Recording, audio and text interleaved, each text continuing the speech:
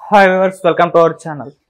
So CM Revanth Reddy గారికి supreme court నుండి ఓటుకు నేటు కేసులో అయితే నోటీసులు రావడం జరిగింది. మరి నోటీసులు ఎందుకు ఇచ్చారు, సో మరి ఏం జరగబోతుంది, సో ఈ అంశం మీద డిస్కస్ చేయడానికి ప్రజెంట్ మనతో పాటు సీనియర్ జర్నలిస్ట్ జగదేవ్ గారు ఉన్నారు. వారితో ఒకసారి డిస్కస్ చేద్దాం. సార్ నమస్కారం. సార్ నమస్తే సార్, మరి చీఫ్ మినిస్టర్ అయిన తర్వాత రేవంత్ రెడ్డి గారికి నోటీసులు రావడం జరిగింది సార్. మరి అది ఓటుకు నోటు కేసులో మరి ఏం జరగబోతుంది అంటారు, ఎందుకు ఈ నోటీసులు ఇచ్చింది సార్?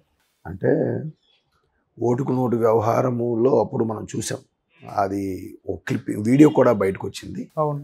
బట్ అది ఆయనకి బాగా సన్నిహితులే, ఆయన ఆ పేరు కూడా అప్పుడు ప్రస్తావించాడు ఎవరనేది. అతను కూడా ఒక మాజీ మంత్రి ఒకప్పుడు బీఆర్ఎస్లో. సో ఆ వ్యవహారం ఇప్పుడు మళ్ళీ ఇంకో మాజీ మంత్రి దీని మీద సుప్రీంకోర్టుకి దాఖలు చేయడము, సుప్రీంకోర్టు నోటీసులు ఇచ్చింది. బట్ చట్టం దృష్టిలో ఎవరైనా ఒకటే. ఆ ఓటుకు నోటు వ్యవహారంలో బెయిల్ మీద బయటకు వచ్చారు. మన దగ్గర అలవాటేగా, వాయిదాల మీద వాయిదాలు నడుస్తూనే ఉంటాయి. కొన్ని కేసులు అయితే వాళ్ళు చనిపోయిన తర్వాత కూడా తీర్పులు వచ్చిన సందర్భాలు ఉన్నాయి.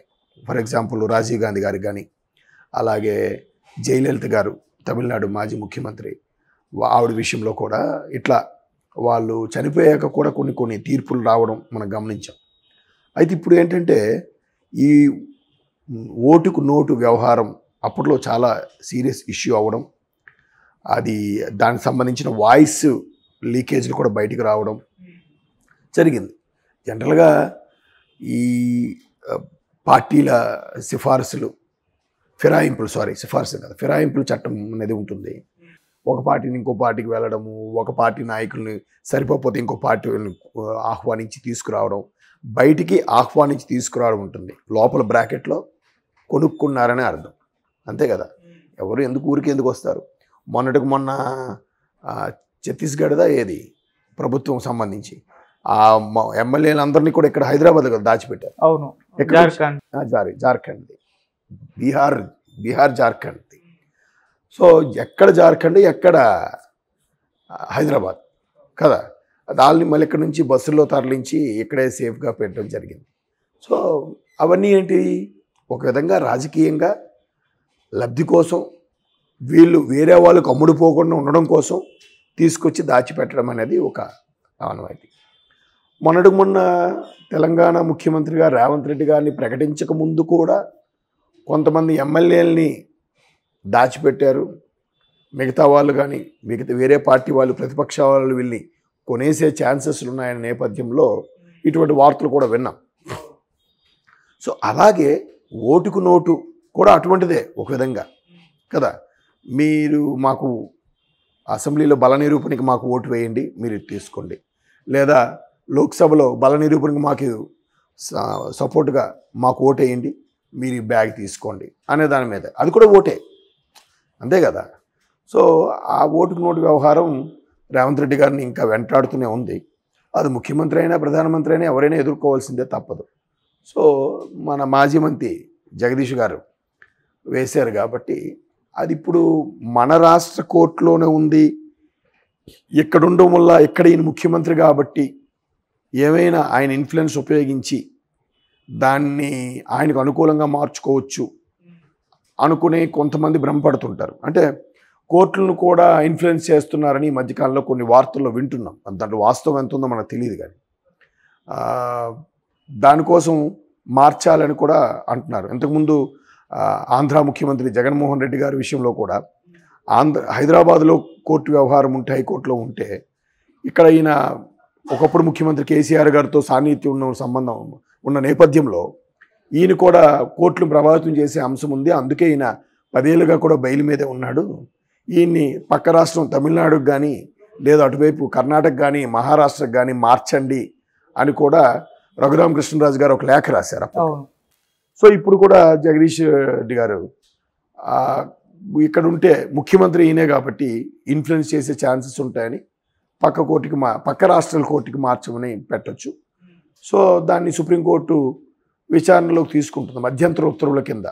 అంటే కొన్ని ఇంపార్టెంట్ వాటికి దాఖలు చేసినప్పుడు హైలీ ఇన్ఫ్లుయెన్స్డ్ సుప్రీంకోర్టు లాయర్ ద్వారా అది దాఖలు చేస్తే, అప్పీల్ దాఖలు చేసినప్పుడు మధ్యంతర ఉత్తర్వుల కింద దాన్ని కేసుని టేకప్ చేసి కోర్టు తీర్పు ఇవ్వడం జరుగుతుంది. తీర్పు అంటే ఇదే, ఈ నిర్ణయం వాళ్ళు ఓకే 4 వారాల గడువు, ఈ 4 వారాల గడువులో వచ్చి ఎక్స్ప్లెనేషన్ ఇవ్వాలి, లేదా ఎక్స్ప్లెనేషన్ సరిగా సబబుగా అనిపించకపోని ఎడల వీళ్ళు వేరే పక్క రాష్ట్రంకి ఎక్కడ తక్కువగా ఉన్నాయి, ఎక్కడ అవకాశం ఉంది, ఎక్కడ వెసులుబడి వీళ్ళకి ఏ కంఫర్ట్గా ఉంటుంది, ఆ అక్యూజ్డ్ ఆర్ విక్టిమ్ ఎవరైతే దాని బాధితులు ఉంటారో వాళ్ళు వెళ్ళగలరా లేదా, వాళ్ళు బాధ్యతగా నిర్వహిస్తున్న పదవి మీద కూడా డిపెండ్ అయ్యి వ్యవహరించి తీర్పు అనేది ఇస్తారు. ఊరికే ఒకరికి ఫేవర్గా ఇచ్చేయడం ఉండదు, 1కి 10 సార్లు ఆలోచించి.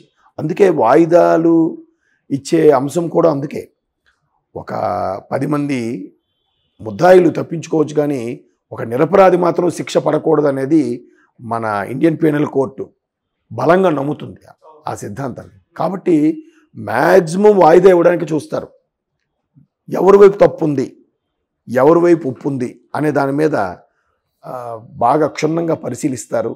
పాత కేసులన్నీ తిరగదోడుతారు. మీరు ఏ లాయర్ గారి దగ్గర కానీ రిటైర్డ్ జడ్జిలు వాళ్ళ దగ్గరికి వెళ్ళినా కూడా వాళ్ళ వార్డ్రోబ్లో బట్టల కన్నా పుస్తకాలు ఎక్కువ ఉంటాయి వస్తువుల కన్నా. ఎందుకంటే ఒక్కొక్కటి ఇంత పేజీలు ఉంటుంది, 500 పేజీలు 1000 పేజీలతో. అవి ఏంటంటే పలానా లక్నో కోర్టు లేదా మద్రాస్ కోర్టు, ముంబై కోర్టు పలానా సంవత్సరం పలానా ముఖ్యమంత్రికి ఇలాంటి విషయంలో ఎటువంటి తీర్పు ఇచ్చింది, దాన్ని ఎందుకు వాయిదా వేసింది, అది ఎప్పుడు మళ్ళీ తీర్పుగా ఇచ్చింది, తీర్పు ఇచ్చినప్పుడు ఎవరికి ఫేవర్గా ఇచ్చింది, ఎటువంటి షరతులతో కూడిన బెయిల్ ఇచ్చింది, ఎటువంటి షరతులతో కూడిన తీర్పు ఇచ్చింది, ఓకేనా, దాన్ని జరిమానాగా విధించిందా లేదా శిక్షగా విధించిందా అని ఉంటుంది. అందుకు అవన్నీ స్టడీ చేసి దాని ప్రకారం అనేది జడ్జిలు ఇవ్వడం జరుగుతుంది. సో ఇప్పుడు ఇచ్చారు కాబట్టి 4 వారాల గడువు ఇస్తారు. ఈలోగా వీళ్ళు ప్రిపేర్ అవ్వాలి. అటుపక్క ఎవరైతే రేవంత్ రెడ్డి గారు దాన్ని ఎదుర్కొంటున్నారో ఆరోపణ, దాన్ని కూడా ఆయన నిరూపించుకోగలగాలి. అది ఎంతవరకు వాస్తవం, నిజమేనా కాదా, ఎవరైనా అలా మ్యానిపులేట్ చేశారా, లేదంటే ఊరికే ఆయన అలా ఇరికించారా, లేకపోతే నిజంగానే ఈయన ఎవరో చెప్పడం వల్ల వెళ్ళి ఆ ఓటుకు నోటు వ్యవహారం బేరం కుదుర్చుకున్నాడా, అన్ని యాంగిల్లోనూ దానికి తగ్గట్టు విట్నెస్లు, ప్రూఫ్స్, సాక్ష్యాధారాలు అన్నీ సేకరించి 1కి 2 సార్లు పరిశీలి ఆ తీర్పు ఇచ్చే ముందు కూడా రిజర్వ్లో పెడతారు. ఒకవేళ ఆ రోజుకి అరే క్లారిటీ తప్పు చేసిందని ప్రూవ్ అయినా కూడా వెంటనే తీర్పు ఇచ్చారు. తప్పు జరిగింది ఓకే, అక్కడ వ్యక్తి ఎవరు, బాధ్యత గల పదవుల్లో ముఖ్యమంత్రి పదవిలో ఉన్నాడు. ఒక రాష్ట్ర భవిష్యత్తుని, రాష్ట్ర రాజకీయాలని, రాష్ట్ర ప్రజల మనుగడని శాసించే వ్యక్తి ముఖ్యమంత్రి కదా.